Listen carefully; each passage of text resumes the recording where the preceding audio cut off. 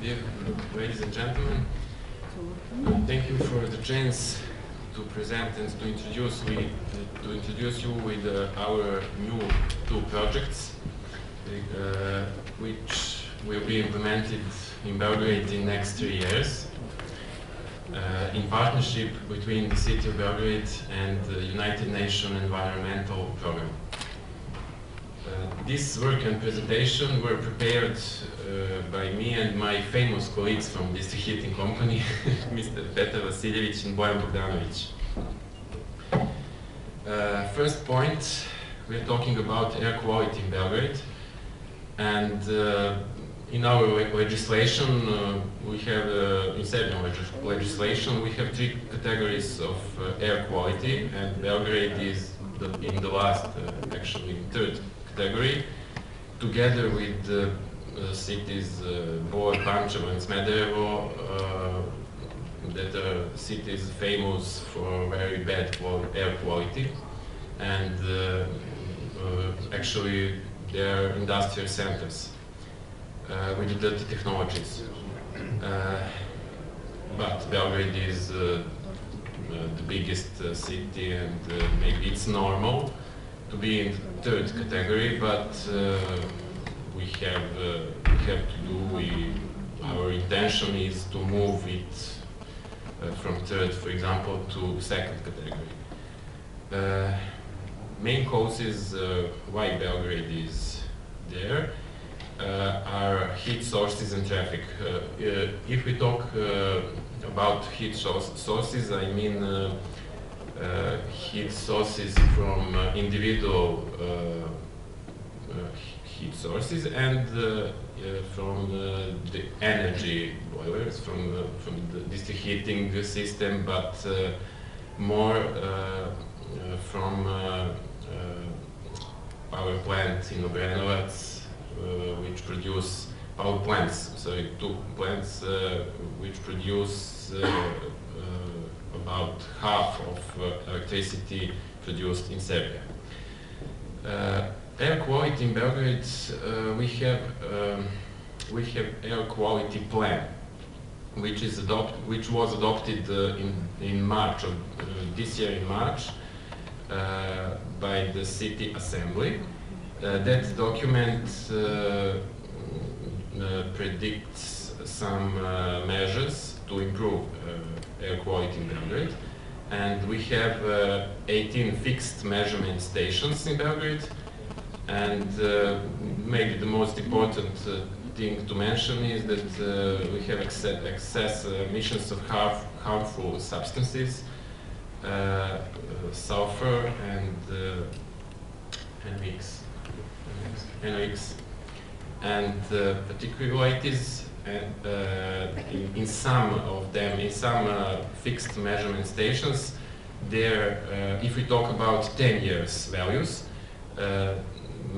measures values in some of them are above the limited values. But if we talk about soot, we don't have anywhere high values, mainly thanks to shutting down boiler rooms, and the development of district heating system and reduction of use of fuel oil. I have to mention that in the last 25 or 30 years, district heating company closed more than 1,000 boiler rooms, individual boiler rooms, actually 1,200, and that is the fact that mainly improved the air quality in the city. Now I want to talk you a few words about district heating system in Belgrade. We have 58 heat sources, installed capacity is almost 3 gigawatts, and district heating system covers half of the city, half of total number of flats in the city, and it's nearly maybe 45% of total capacity of heat plants in Serbia. And if we talk about fuels, almost 90% 90% of heat production in Belgrade comes from natural gas, and this heating company, Beogradske elektrane, is the biggest consumer of gas in Serbia. The rest, actually 10% of heat production comes from the heavy fuel oil, and only it's I don't want to mention renewable energy sources because we don't have them, actually. If we talk about substations and heating pipes, we have 8,600 substations and almost 1,500 kilometers of heating pipes. And if we talk about domestic hot water, only 10% of consumers of district heating systems have domestic hot water. Residential, the relationship between residential and commercial consumers is that commercial 80% of total amount, and residential total 80% and commercial, the share of commercial consumers is about 20%. Consumption-based building, we have only for roughly approximately 20,000 flats. We have some facts that we can be proud of them. For example, 4 biggest plants were completely modernized from 2003 to 2011. All substations were modernized in the last 10 years. And these 2 measures make that we now have energy efficiency improvement. We improved our energy efficiency in this heating system by 10%. And the SCADA system is installed in all biggest plants in this heating system. Hot points, we have some problems and facts that we can improve them. Rehabilitation of distribution network is very important for the system because heat losses are approximately 15%. Then we have all the heat sources which are averagely 30 years old. Problem with emissions and the air pollution from the old boiler rooms. And as I mentioned before, lack of renewable energy sources. But we have great potential of solar energy, biomass, geothermal, and waste energy. Now, I would like to tell you a few words regarding energy efficiency in buildings in Belgrade. There are more than 700,000 flats in Belgrade not connected to this heating system. Half of them, almost half of them, are connected to this heating system.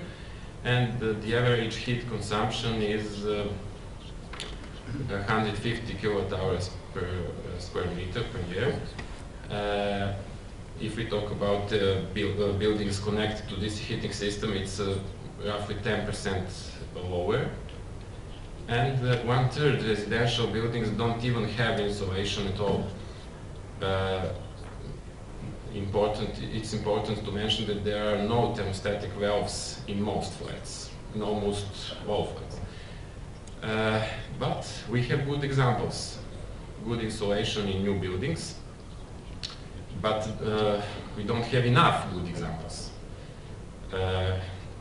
On the other hand, we have great potential for investment. Our low efficiency is at the same time great potential for investments, for improvement of air quality and energy and cost savings. We have enough strategic documents, but not implemented measures. As I mentioned, we have adopted Belgrade Air Quality Plan with action plan. Then environmental protection program with action plan. It's on the city level. All of these documents are adopted at the city level. Then Belgrade energy strategy, which is not adopted but it's implemented. Then the Belgrade development strategy, strategy of district heating company, Beogradske elektrane, and in the end, climate change adaptation action plan, also adopted last year by the city assembly.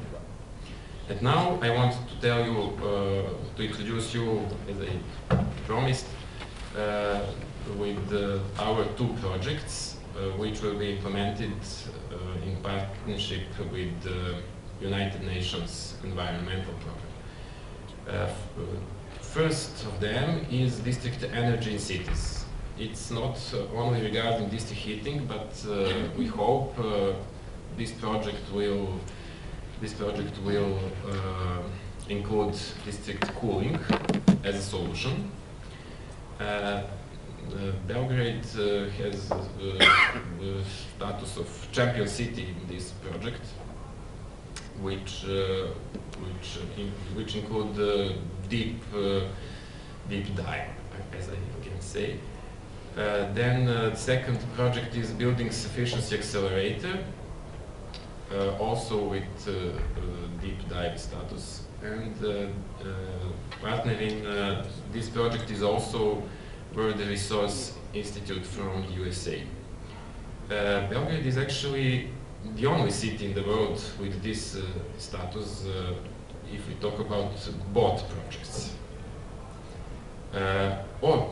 Both projects are included in global C4O, Sustainable Energy for All, initiative, which goals are doubling energy efficiency and the share of renewables. First of them, District Energy in Cities, is a 3 years project, and its main goals are integration of urban planning, policies and investments in district energy system, development of district energy systems in cities, creating conditions for investments in district energy systems, and replication of projects at the regional level. The main are forming steering and working group, collecting documents and data,